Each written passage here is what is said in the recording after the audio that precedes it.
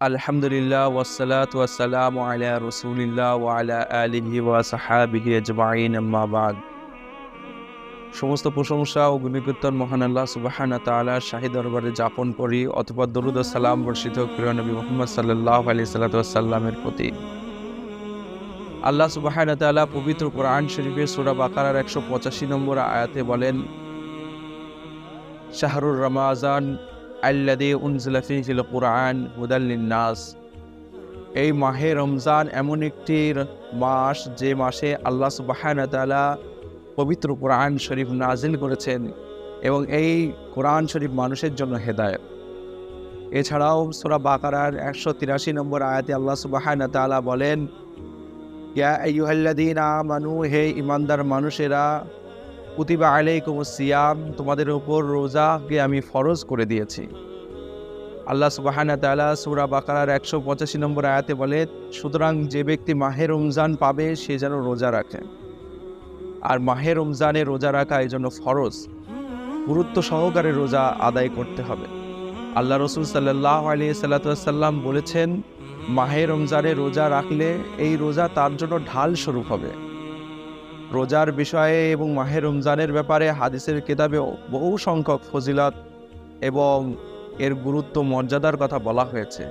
সহিহ বুখারী এবং মুসলিমের এক হাদিসে এসেছে, আল্লাহ রসুল সাল্লাল্লাহু আলাইহি সাল্লাম বলেছেন, যে ব্যক্তি ঈমানের সঙ্গে সওয়াবের নিয়তে মাহে রমজানের রোজা রাখে তার পূর্ববর্তী গুনাহকে আল্লাহ সুবহানাহু ওয়া তাআলা মাফ করে দেন। আল্লাহ রসুল আরও বলেন, যে ব্যক্তি ঈমানের সঙ্গে সওয়াবের নিয়তে মাহে রমজানের রাত্রে এবং দাঁড়িয়ে তারাবি তাহাজ্জুদ আদায় করে, আল্লাহ সুবহানাহু ওয়া তাআলা তার জীবনের গুনাহ খাতাকে মাফ করে দেন। অপর জায়গায় বলেন, যে ব্যক্তি মাহে রমজানে ঈমানের সঙ্গে সওয়াবের নিয়তে লাইলাতুল কদরের রাত্রে ইবাদত বান্দেগি করে, আল্লাহ সুবহানাহু ওয়া তাআলা তার জীবনের পূর্ববর্তী গুনাহ খাতাকে মাফ করে দেন। অপর এক হাদিসে এসেছে, আল্লাহ রসুল সাল্লাল্লাহু আলাইহি সাল্লাম বলেন, যে ব্যক্তি রোজা রাখেন এবং নামাজ আদায় করেন এবং কোরআন তেলাওয়াত করেন, আল্লাহ সুবহানাহু ওয়া তাআলার দরবারে কাল হাশরের ময়দানে এই রোজাদার ব্যক্তির জন্য সুপারিশ করবে এবং বলবে, হে আল্লাহ, সে আমার হক আদায় করার জন্য, রোজা রাখার জন্য দিনের বেলা খানা পিনা এবং বিবির সঙ্গে হামবিস্তার হওয়া থেকে বিরত থেকেছে, সে নাফসকে কন্ট্রোল করেছে, সুতরাং আল্লাহ তাকে নাজাত দান করুন। এই ধরনের আরও অনেক ফজিলতের কথা হাদিসে এসেছে। আল্লাহ রসুল সাল্লাল্লাহু আলাইহি সাল্লাম বলেন, রোজাদার ব্যক্তির দোয়াকে আল্লাহ সুবহানাহু ওয়া তাআলা কবুল করে থাকেন।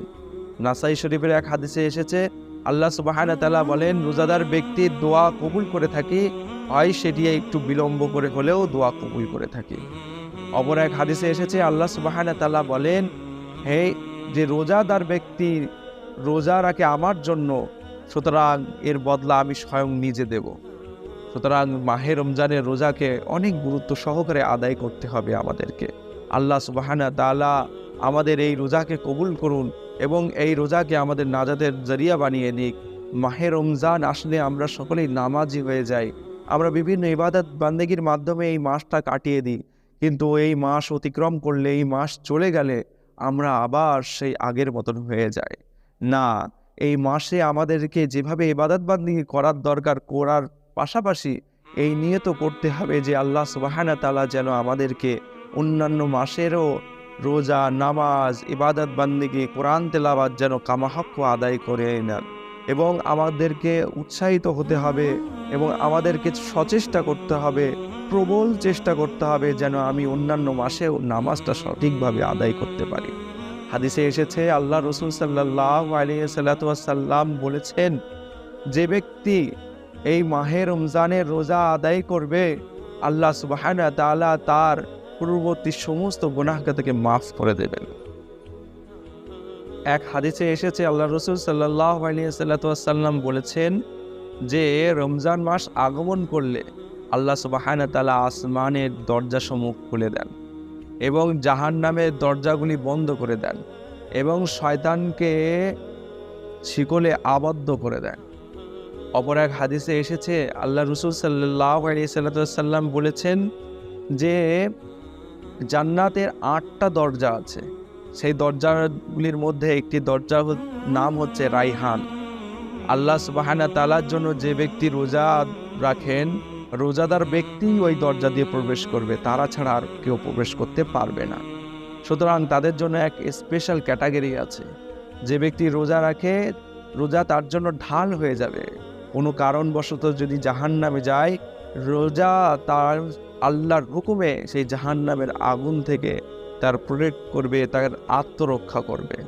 সুতরাং বেশি বেশি করে আমাদের এই ইবাদতের মাস রমজান মাসে নামাজ রোজা আদায় করার পাশাপাশি এই নিয়তের সঙ্গে আমরা যেন চলবো যে মাহে রমজান সমাপ্তির সঙ্গে সঙ্গে যেন আমার ঈমান সমাপ্তি না হয়ে যায়, আমার নামাজ রোজা যেন সমাপ্তি না হয়ে যায়, বরং এটা অভ্যাসের মাস।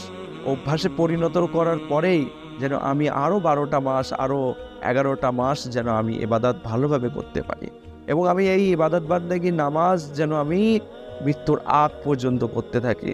আমার দ্বারা যেন নামাজ রোজা ছেড়ে না যায়। মাহে রমজানে যেমন করেছি অন্যান্য মাসেও যেন আমরা সেইভাবেই করতে পারি।